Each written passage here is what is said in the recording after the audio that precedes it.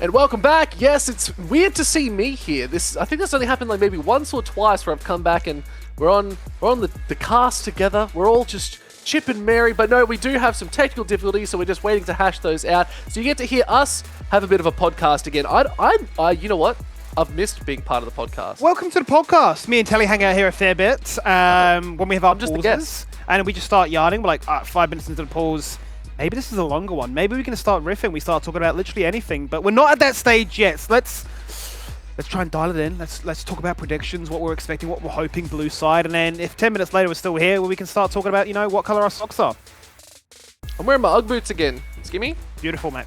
Always. But no, I think it's a good call. Let's talk predictions. Like, is there anything you'd like to see these teams run back? You obviously get the first pick on blue side for Bliss. Is there anything you think they should be prioritizing early, Tally?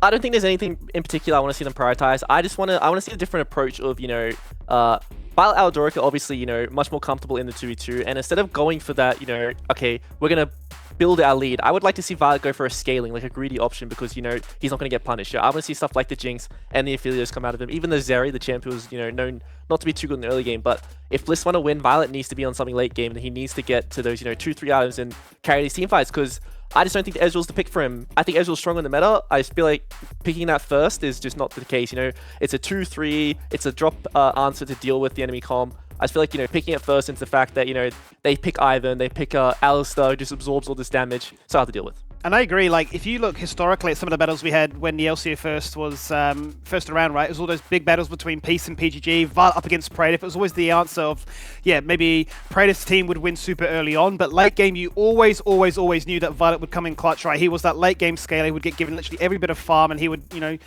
carry your team to victory. So I'd like to see the team just rally around that fact again and say, yeah, look, it's safe hands. He has the carry potential.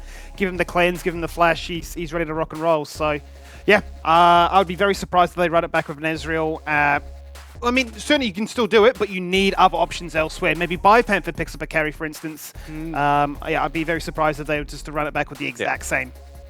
I think my big takeaway from that is if you're going to put Violet on a carry champion, I think the hard part around that is Ezreal, yes, is quite good into that solo laning, which is what we've been seeing so much of, is where supports are just perma-roaming almost to the point where they're just saying, look, let's just give the bot lanes a chance to just get some solo XP. So I think getting those scaling champions so you can just farm up, because they're not really fighting. Like, that's where I think Ezreal does thrive too, is getting early advantages, getting an early, 2v2 kill, and just bouncing out. So I think that's where I see that strength, but we're not seeing that because we're seeing the later skirmishes. So I'm pretty keen to see, like you said, maybe the Kai'Sa would be really good. Kai'Sa Nautilus, I think, would be a big pick for me. Like, I know that's such a good, strong combo. Makes a lot of sense. Good front to back. So I'd like to see something like that too. But I think, yeah, you're right. I think I want to see Harry on something a little bit of like a carry too. Like, not just like a LeBlanc burst champion, because these fights are very tanky, very hard to get through all these shields. I'd like to see him on what actually could be quite good in that instance. Orianna. Well, like Orianna, Azir, Syndra, like he's got all these other control mages. That's what I thought the series was going to come down to, right? The fact that, I don't think you're going to play the Yone. You're not going to play things like the Neferi and so on, right? It's going to be AD carries only, and if maybe there's a rare chance,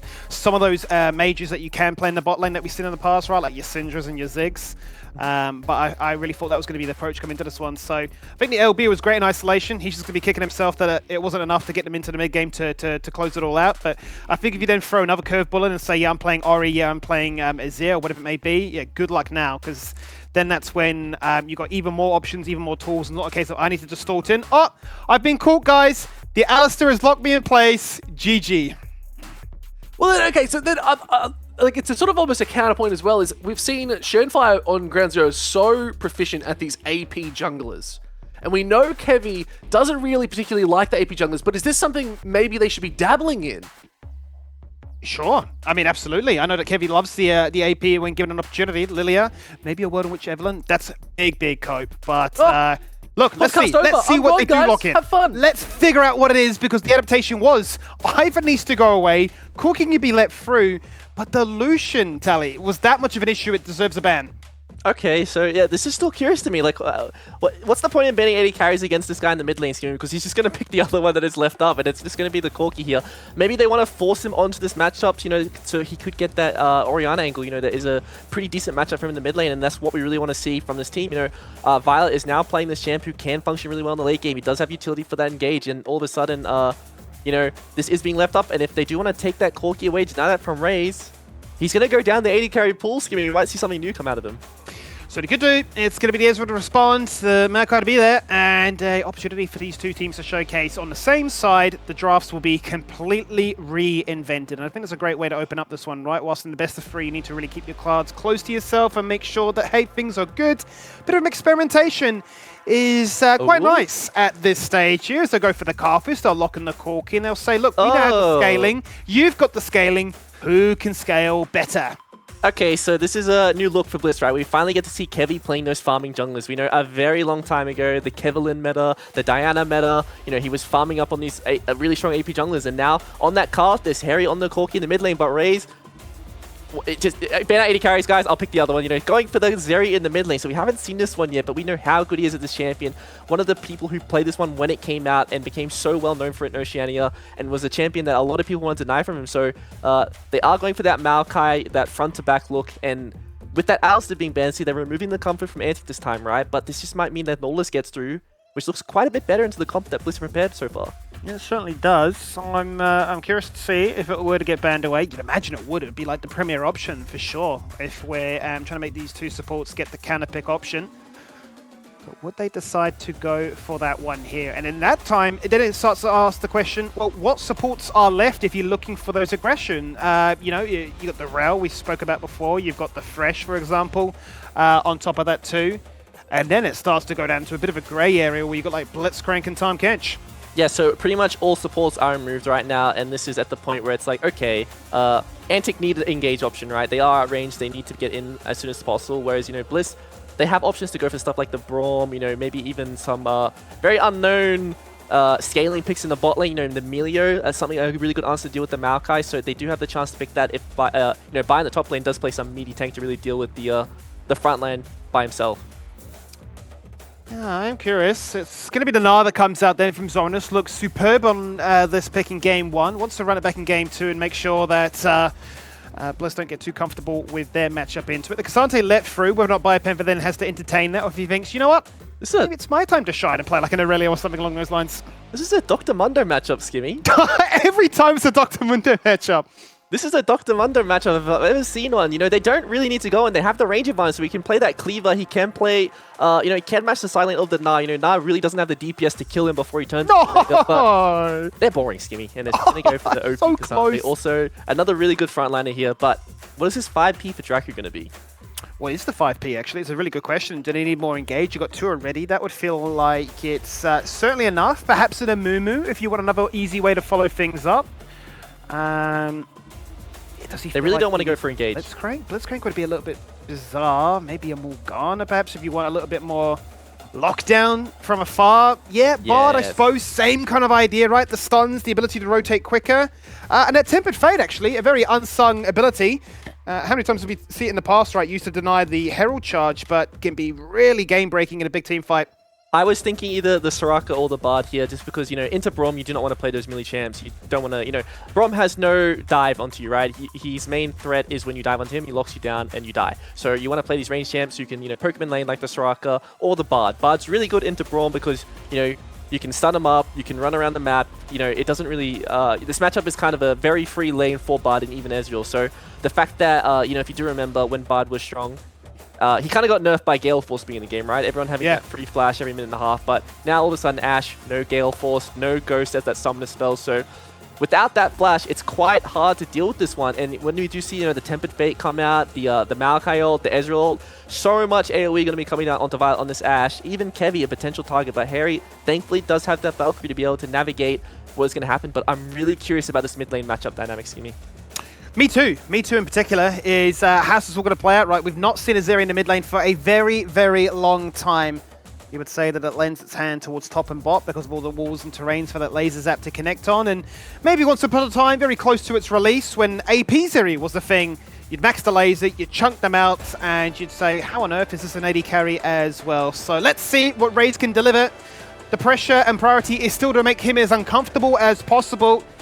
And, well, the question becomes then, how easy will laning phase be this time? Has Harry found a better answer that can scale and can delete in retaliation. Let's then load into game number 2. Antic leading this best of 5 elimination series 1-0 so far as Bliss look to answer back. Zoom in on the Corki, guys. Why? Why, Skivvy? Didn't Phyto yesterday not play the skin? Is that the reason they won? He went for the astronaut Corki, I believe. So not a popular skin, but it's a different skin. It is a different skin. And if I'm a betting man, I'm thinking, okay, better skin, better result. Absolutely. And, you know, we are seeing a very spanned out level 1. Aldork, you know, sitting here in the bush, being that human ward. Dracu not too sad about... actually, would be very sad about face shaking that one with Violet in the back pocket here. And, you know, this is the strength of Ash. He can just run you down, and we got to see yesterday what Lemus and Kurak look like on this 2v2 especially. It looks so strong, you know, that Freljord bot lane combo, you know, it might be the that new bot lane, or the premier bot lane combo, because we haven't really seen, you know, the Lucian Namis or the, you know, the Lucian Broms of old times, or even the Kai'Sa Noluses anymore. It's a lot of variance in the bot lane right now, and I would say, you know, besides Ezreal Leona, this is the only other bot lane duo that I can really think of. Well, speaking of the Bard in particular, it's been seen already once this year, played by Shinky in their game up against Bliss, funnily enough. That was into a Senna and Ornn, which is also another matchup we're wondering, where is it? If we are getting all these engaged supports removed away, why isn't the Senna coming back so we can unlock things like the Wukong and like the Ornn too? Well, there you have it right there. That was a potential for a nice little level 1 first blood, but not to be. So Aladoric will start this lane flip without a flash. Now, to note, Skimmy, this is the same setup that we saw from the Bliss versus Ground Zero lane swap yesterday, but the difference here is Foreigner is starting on the top side of his jungle, right? So he's not parting it the same way as Kevin. He's going to meet him on that top side and force to fight that outnumber scenario. So Foreigner is going to be able to part down and get to his bot side jungle and not lose all these camps that Schoenfire was losing yesterday. So this is a lane swap, but this is just mainly the Bliss bot lane wanting to avoid that Bard Ezreal in early, you know, that range versus melee matchup. And the fact that they went for that Cassante, to me, you know, over the Mundo, means that this was something they were thinking about in draft, right? They want to have this Cassante for that level 1 dive because, you know, we've seen how hard this champ is to dive. If he does, you know, did already level that E, so it can avoid some of that poke, but if he does get to level 2 before the members get down here, that Pathmaker is going to be such a big difference maker. It certainly is, and that's always a big discussion, right? When you do these lane flips, you've got to crash, you've got to dive, you've got to do it all before that second ability is found. But as soon as this tower shot connects, level 2 is going to be found. There will be the Pathmaker, and then you can look to try and shrug a lot of this one off. He's going to go on support for the meantime, drop to 20%. Dracu soaks up as much as he can, and that army of minions is just bashing down that tower. So one plate's removed, first blood secured, Destiny picks it up, and that's a very, very successful first blood dive. And that's a well-played dive by the team of Antic. You know, they recognize that they need to, you know, cut this one out and they need to do it twice. But the thing is, they can't re-dive this Cassante anymore, right? And he's going to be able to get all this experience. Even though they do get 2 plates, the same thing is going to happen on the top side of the map. And Kevin was clearing his jungle this entire time. So now Foreigner has a lot of downtime when he needs to go back to his jungle and clear these camps out. He needs to get both his blue and his Grom and that crab before he can, you know, really get back on the map, because he does not have much health value to his name right now, whereas Kevi, full health, and, you know, with Dracu walking to the top lane right now, I expect to see Zoranus teleport under this tower at this level 1 potentially. That is the question of, how do Bliss look to answer back to this one, because whilst those plates would seem to be inevitable, Dracu's going to be under a lot of trouble. He's been stunned up against the wall. You said he's got it, he doesn't use it, and yeah, you can see he's a little bit upset by how that one's all played. Yeah, he needed to flash that Braum Q if he wants to get on the tower, because after that one, if the TP does come out from Zoranus, they can at least outplay the dive, right? But just takes the tag, and he's dead from that point. There is no outplaying the concussive blows that will come forward when Violet procs those auto attacks, and that's just an easy kill for Kevi, and that's so important for this team of Bliss that their, you know, main AP carry, their solo AP threat of the Karthus is getting strong. Gets to flourish really amongst all this carnage, right? Where it's that meticulous degree of who gets the better hand of these lane flips, and you'd still say it would favor Antic overall, because look how many turret plates they've got compared to what Bliss have done in the top half of the map, and especially if Bio dies again, it could go from bad to worse. Stunned up against the wall, not anything more than just that at this stage, but look, I'm really curious about the support difference this time. We know that a champion like Bard wants to roam up an absolute storm, while Squishy is all over the map so far. They're sprinting bot, Skimmy. Can they make it in time with the Pathmaker? Foreigner, does he die to the third shot? He does, but it's a denial. That's a fantastic execute. And yeah, look, this game, I mean, 5 minutes in, it's all over the show. This is a disaster, Skimmy. The fact that Harry TP's bot with no mana here, forced to recall anyway, so he's going to lose out these minions on the mid wave, and now Ray's going to reset and doesn't have to TP back to this lane all of a sudden, so TP advantage to himself, you know, can TP back if he wants to maintain that mid priority, but Harry's the big loser. He's going to miss out on these 6 minions in the mid wave, and that's experience loss, and that's such a big deal for solo laners. Isn't going to miss too much gold, you know, which is not too bad, right? But it's going to swing this mid lane matchup. The fact that now all of a sudden we look at the inventories, Raze has Berserker Greaves against Tia and the Tabby's components of the Corki. And it's going to be able to start to contest this maybe a lot more. And when he finds himself in a bad situation, can always just recall and use that TP advantage he has. That he certainly can, because right now Harry does have 2 tiers, unfortunately. One for betting the TP bot side and being upset about how that one's all played out, but a second to try and stack up and sustain with that mana pool. And look, we've always talked about how Zeri can, you know, feel pretty weak in the early stages, needs that babysitting from the supports, but being a solo laner now, you're going to get past that awkward stage very, very quickly. And I look to say, all right, Corki, how do you want to do better with me? Because this Maokai is always going to be hovering. And the grubs are up, and Kevy has already started this one, but doesn't have priority in the solo lane right now, so might be the only one grub picked up himself as he is committing his smite to that pickup. Could be the recognized coming in, but this is a level 6 Carthage, but the level 4 Maokai, so if they do want to fight this 3v3, and the Bliss bot lane is moving up, this is going to be a very, very good fight for Bliss right now. Yeah, it certainly should be. Kevy is incredibly strong and wants to rally the troops and say, come on boys, this first Requiem is going to find success. I'll be damned. I'm so far ahead of Foreigner, who's been forced to try and gank to match my power. Not going to be enough, quite honestly. So 2 grubs go their way, 1 to be crucially denied, which is a nice little pickup for Antic.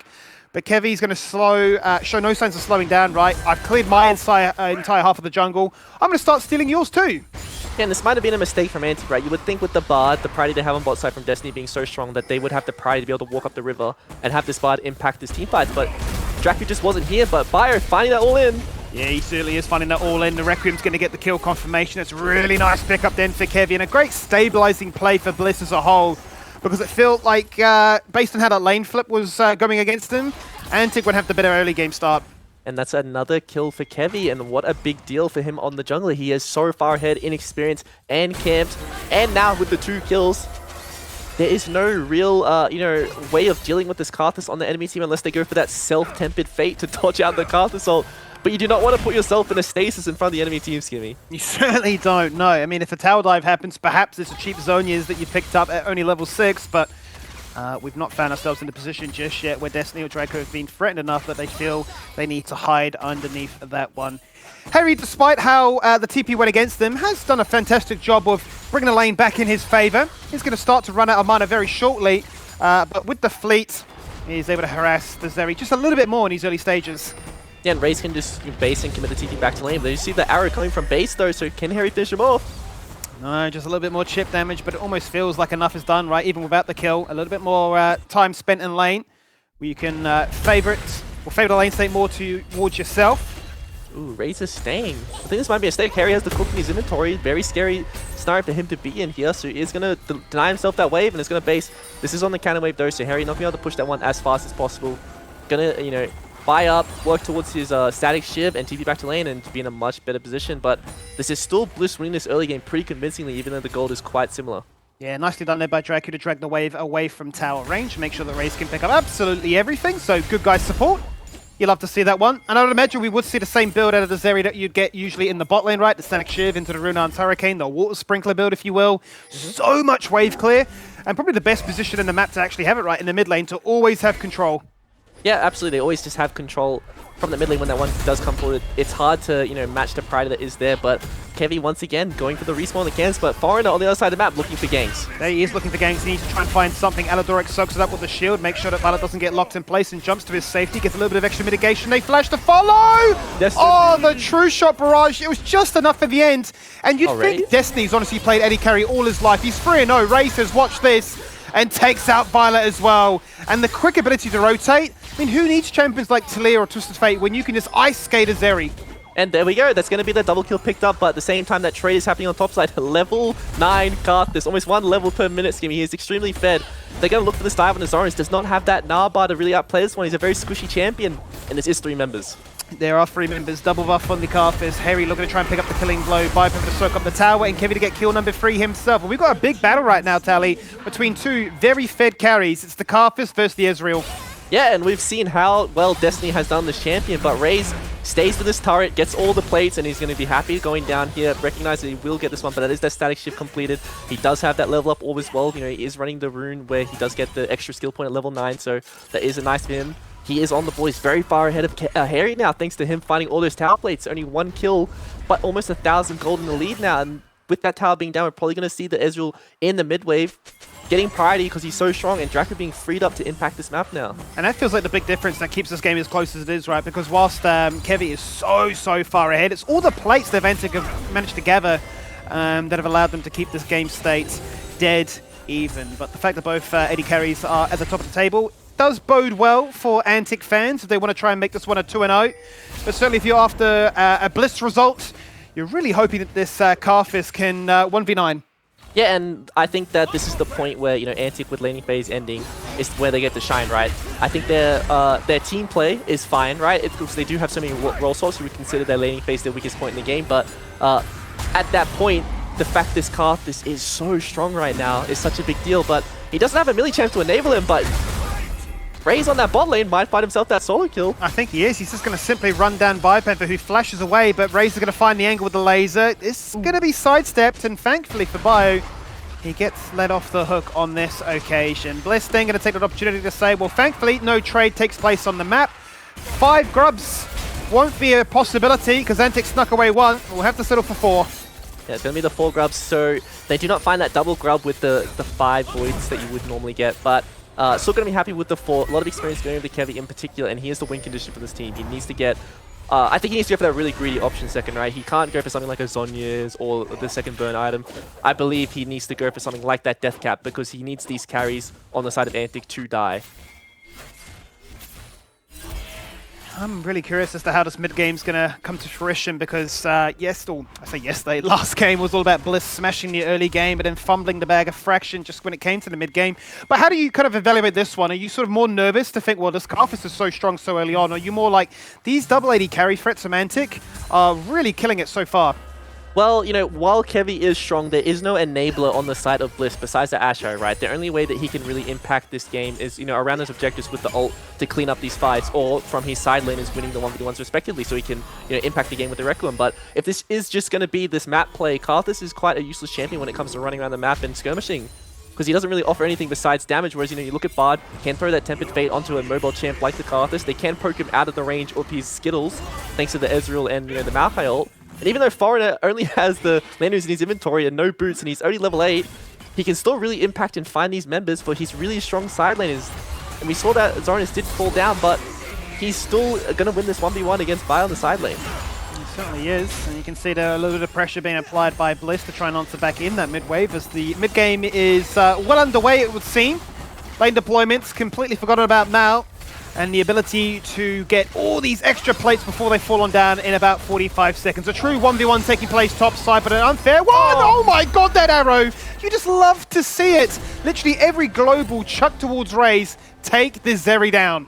And Violet with the huge grin on his face, wondering what he did there, but Harry, no flash here, and the Valkyrie might still be on cooldown. This could be a pretty easy pickup for Foreigner, but Harry does do a lot of damage. He does do a lot of damage. The Valkyrie is up and available right now. Actually, Adadorox picked up a kill onto Destiny 2, so double shutdowns, a pretty big deal. Harry buying crucial time, TP on the minion wave, and Bio rocks up to tell Antic that they need to back away. That's a massive moment in this one for Violet to get the kill, to get the plates, and get all this free time in the mid lane to push. And this is a huge pickup overall. You know, Destiny doesn't, there is no arrow for the Ashe here, but Destiny does fall down. So very curious what happened here. You know, this just overextend, doesn't have any summons to his name, and Adoric is punishing that one. Just a huge mistake for Destiny on the mid way, but what a nice arrow by Violet, and I think that if that one didn't land, we could have seen Raze picking up that 1v1, even though the Carthus assault was there for Harry. Yeah, it was going to be incredibly close either way. They were going to fight tooth for nail to the very dying breath, but a fantastic play and a good opportunity then for Violet and Adador to showcase why they have been such a formidable duo in that bot lane over countless years of LCO gameplay. Well, 14.5 minutes into this one, it's a 1k lead for Bliss. It's been a much closer game, you would say, compared to game one. And whilst you wouldn't say that Bliss are, you know, going to win it based off this game state right now, it does definitely bode well.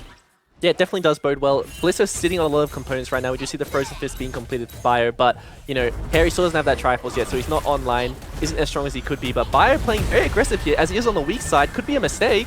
It's no tower skimming. Yeah, I mean, where are you going to go? The tower's about to fall on down. Shelly's going to be summoned to guarantee that, and Bio's going to be surrounded unless he goes for the hijack across the wall. But watch this. Draco says, I can do that too.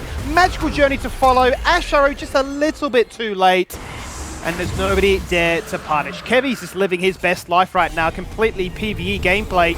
Chucks out an ult every couple of minutes and just continues to farm. He's just playing the MMORPG, Skimmy. He's got his quest log completely full with all the jungle camps on the side of Antic, but can't steal those ones away because Ray's doing a good job to defend some of the camps. Did lose the blue buff, took away the Gromp himself on the Zeri, so I'm curious how much gold Kevy is sitting on right now because he's been on these items for quite a while, but caught out here. Yeah, it's being called out and everybody's rushing down to try and get him raised even between two members. Says that's not going to stop me. In the end, gets forced away. Fantastic. Tempest Fate there by Draco. The laser across the wall to try and tap them down afterwards, but nowhere near strong enough for that to be much more than just a simple deterrent.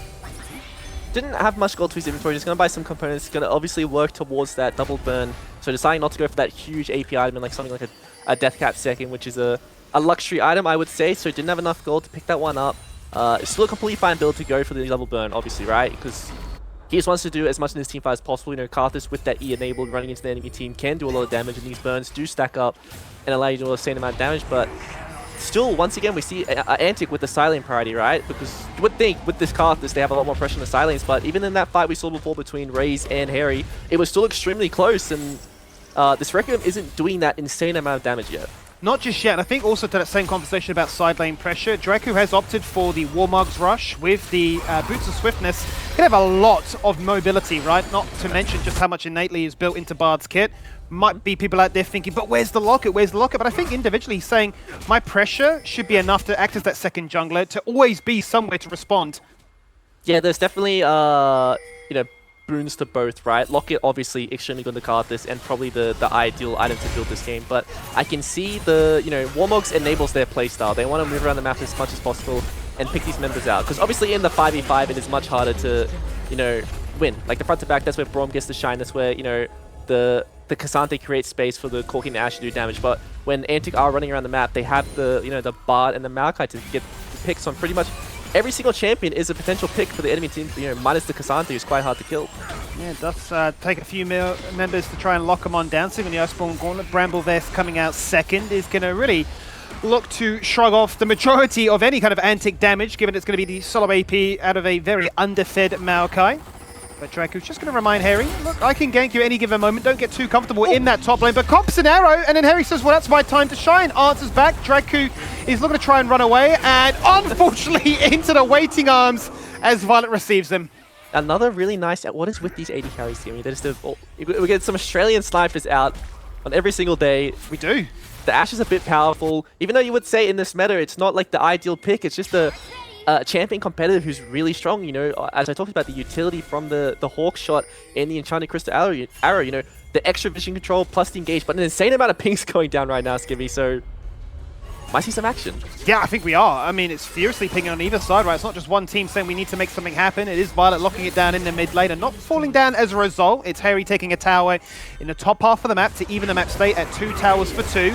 Tempered Fate then to interrupt. That looks a little bit funny with the Glacial Fissure, but still, Elodoric is able to try and slow down their advance, but Kevy wants to focus, and Kevy is kill confirmed. Out comes the Requiem, but nobody's low enough to get a kill as a result of this one, as Biopemp tries to keep them interested for just a little bit longer, but they all take their magical journey, they all run for the hills, and Harry flashes to follow.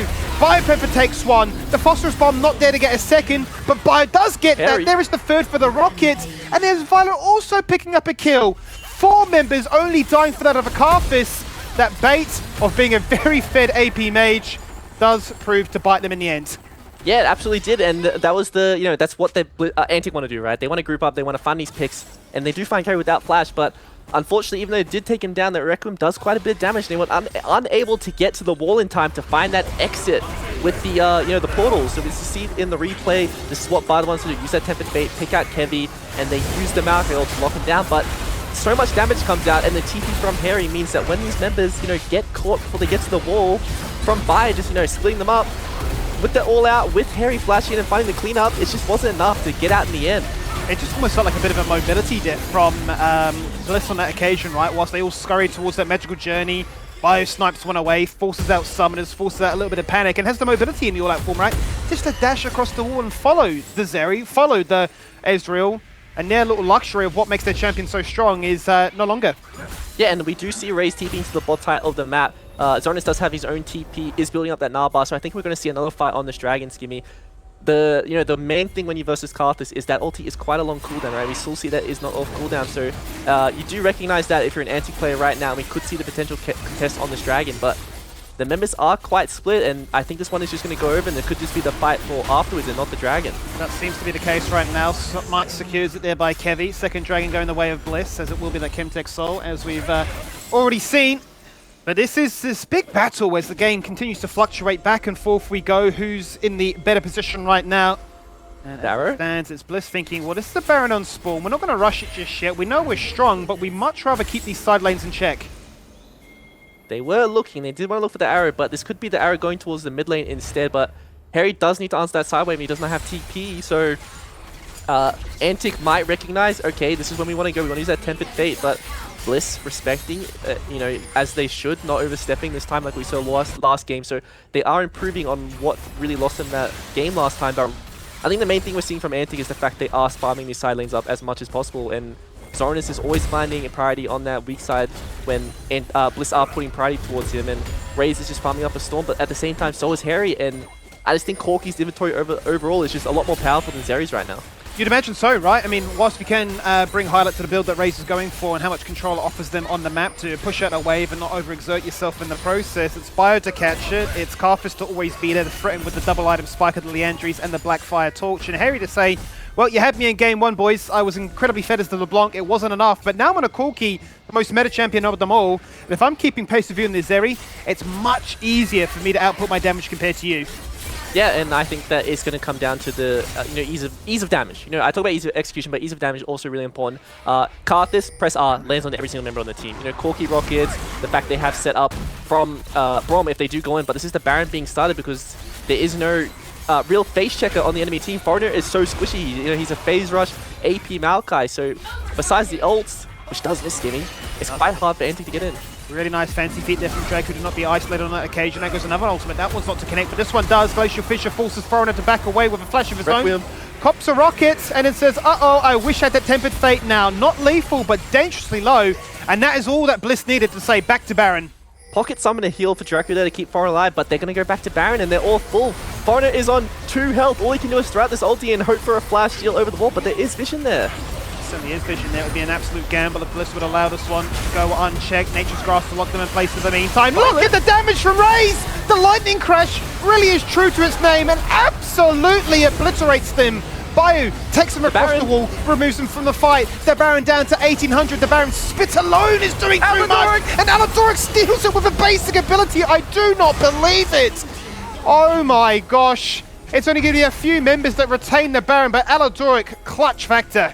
Skimmy, what on earth just happened? We do see Destiny doing so much damage to, you know, Valde overextended, died with the, you know, just pretty much got blown up. We go on to the replay, we get to see what really happened. This is why it's so scary to start Baron against all the AoE coming out of these teams, and why, you know, you have to pay so much attention with this high carry comps. But Tyler gets caught out of the side there, gets CC'd up, and Raze flashed in, doesn't have his own E to cut this one out, but he did his job. He got his 1v1, he did damage, but as we see, the, you know, Foreigner was so low, so he couldn't live, and he can't find his smite on the exit here, but Aladoric, 19 health, Skimmy.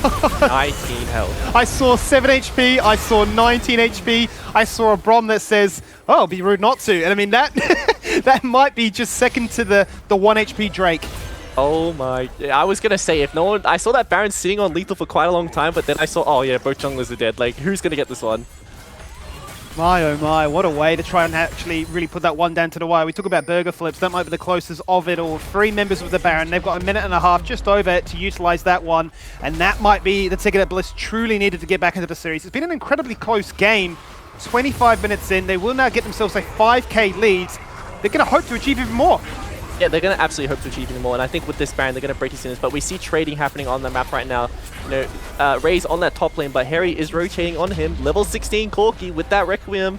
he does find him out, this is going to be a very, I would say, very comfortable 1v1 for himself, unless Raze, can really show that AD carry prowess. I think we all got caught off by just how much damage the Zeri did. Even though it's the AD variant, right? It just absolutely one-shot Violet. Out goes the Tempered Fate. Biopan leading the line to try and deter them. And the Requiem to say, well, if you make that play, you make sure it works right off the bat. It didn't work, unfortunately. And they've been punished, and they've lost their jungler again. Yeah, and that's Foreigner just going down, no flash, and this is what Braum is so strong at. You just can't move. You get tagged by one, you're going to get run down. Head out with the Ashe, slowing him, and the concussive blows proccing. As a squishy frontliner, it's so hard to play this game. And you would look at the Bliss comp and the fact they have a solo frontliner as well, but Bio is so fed this game. Looking for Zornis to try and hit Mega. That could be the difference here. If they continue to clump up like you can see them right now, that would have been your answer back into this game. But they find that pick, they find the siege. The Baron had so much success, now netting them an 8k lead as a whole, and now to put themselves on a soul point. Yeah, and this is coming just from a 5,000 gold Baron power play. I mean, this is all thanks to the objective that Alador did secure for their team. So this could be a potentially very different looking game if that was going to the side of Antic, but it was Alador who picked that one up. So this is just really, really nice for Bliss, and the fact that their carries have so much gold, even though Raze is on the top of the board right now as well for the Antic members, I think Harry is just enabled a lot more by the fact that Bio is so strong here, and when that Wall of Pain goes out, when Alador sits there with that shield to really shield him from the incoming damage to the enemy team, the respective trade from the side of Antic, he's just unable to really take over these fights. It seems to be, yeah, Tally, that they have the tools and they have the utility to give them the uptime, crucially, for the Ashe and the Corki to work their magic. And if it's not enough to get lethal, if they flash away to safety, well, you've forgotten that we've got a level 16 Carthus that can wipe you off the map. Gonna have a nice shorter cooldown now, down from what is that very slow 3-minute CD with 2.5 items and the Seekers. Yeah, it's almost like Antic are saying this game's become a lot harder to fight back in. And also something to note right now, the fact that Foreigner is so far behind, he is that, pseudo solo AP, right, for the team. Zornis does have that mixed damage, so does Zeri and the Ezreal, but, they do not have those armor pen items yet, and Ezreal is building towards his, but Strelda isn't going to get the full value on the Ezreal, and Raze wants to go for the defensive item to deal with the Corki and the Karthus poke in his team fight, so there are then no major armor pen items, and then we look at Biopan's inventory. 2 armor items already completed, Ninja Tabby's completed, working towards the Jack show, so he is so strong in these team fights, and even Aladoric on that Braum is so hard to deal with. It is very hard to deal with. All it takes is one person to get tagged on up, and they lock them down without really wasting any time or whatsoever. Tempered Fate. Has flash. Violet, he had flash, he didn't decide to use it. He gets away! He simply walks away from that one. The TPs come in, they answer back in the mid lane, and they force Antic to run back. Yeah, just didn't feel the pressure. A lot of Antic's damage is coming from front on, and as long as Aladoric has that shield ready, he can always peel him, and it's so hard to deal with. So Violet holding his nerve there, really nice to see, and they're just overall doing a good job grouping up. Arrow does go wide this time, and there is no cleanse for Ray, so if that one does land, that's scary. Anything that lands these times, yeah, certainly will stick at this stage of the game. It's getting a little bit dicey right now. Cyrodiils has been picked up by Destiny to try and answer back into some of the tankiness that Team Bliss are putting together. In particular there for Biopan, for, as you mentioned before, has now completed that Jack show and is going to be an immovable wool with 300 armor. Yep, I don't think he's dying anymore. Yeah, and that's just going to get worse when he presses that W Skimmy. He has, multiple ways to absorb damage, with that percentage damage reduction, but also just naturally being really tanky. But when he does go all out, he is quite squishy, but the damage he will output will absolutely mean he can 1v1 these 80 carries. Doesn't really matter who he goes for, right? How many times has he been in that all-out mode and says, yeah, you can try and have a crack, but the base items alone is enough to withstand what I've lost from utilizing that ultimate. And it's been a bit of a tough one for Zornis, right? Whilst we've seen him in the past be a phenomenal team fighting Gnar, he's almost been put on split pushing duties this game. Yeah, that's really what Antic want to do. They want to be in the silence as much as possible and make sure that they have silence pushed out at all times. They do not want to get, Biopanther allowed to walk up and walk behind them and look for a really easy all-out pick. Or, just in general, losing a lot of map control. Because if Bliss is able to group up as 5, obviously they're going to win in this scenario just because of how far ahead they are when it comes to the 5v5 department. So Antic, as long as they split up these members and they can find stuff like the 1v1s on the side lane with the Zeri and with the Gnar, they can find some win conditions. Well, let's see then what it all comes down to. Soul Point together in under 90 seconds now, and Baron number 2 has been there for the taking for some time now. And you'd imagine that both teams don't want to lose any HP to leave this one to chance. The shield is there. there. Is Tempered Fate. There is the double TP, or rather the single TP at this stage, coming in from Harry to answer from that bot lane. Ashoro connects. on towards Raze. He's got no cleanse, burns the flesh at the tail end of that one, and both himself and Draco have to burn literally everything to survive. And again, it's Bliss to say, well, it's an easy Baron angle. Raze does have the lifesteal, so he can, walk those wolves, heal up, and come back to this one. But if one more Q landed, that would have been a difference. Kevy throwing that ult early to, do some poke, but there's so many lifesteal items on this team right now.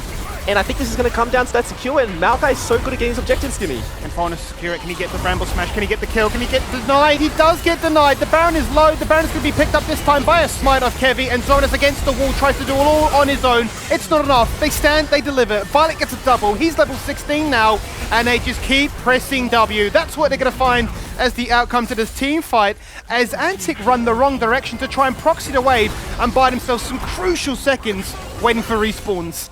Violet overextending in Destiny. And he finally thinks Destiny do much more than this one. Double and Topo strike to drag them on back. Viper shreds it all off. He doesn't care. He's got the shield. Destiny into their face. That's not what you want to see. Violet finishes it in with a triple kill. And Harry wants to make sure that there are no survivors whatsoever. Might not be the end, Skimmy. They don't have any teleports on their, Corki to be able to win this one, but this will be the soul picked up by the Corki on the solo, and a top inhibitor going down, and just well played by Bliss. The fact they held that Baron on the, the 3,000, 3.5k range outside of the Q smite of the Maokai, and they blew him up. He's so squishy, his only real play there was to wait and then just flash over the wall, but he walked up, got tagged up by the Braum, and once again, we're seeing the success of the champion and why Kura had so much priority on it yesterday. He certainly did, and a big reason why maybe this champion and this combo in the bot lane is to be feared, and why Granzura like it so much.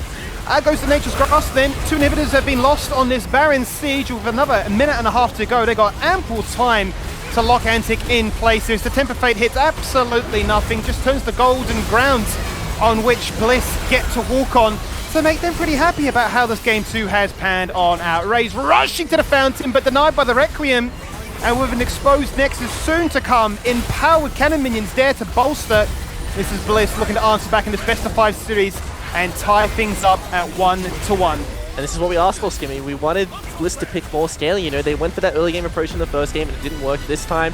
They, they just draft priority, they draft scaling, and it looks so much better for them. And Violet, especially on this Ashe as that first pick, could be the difference maker for the series going forward. Is this going to be that contested pick? Because now all of a sudden, Antic have that side selection, and this is a pick they could potentially take away.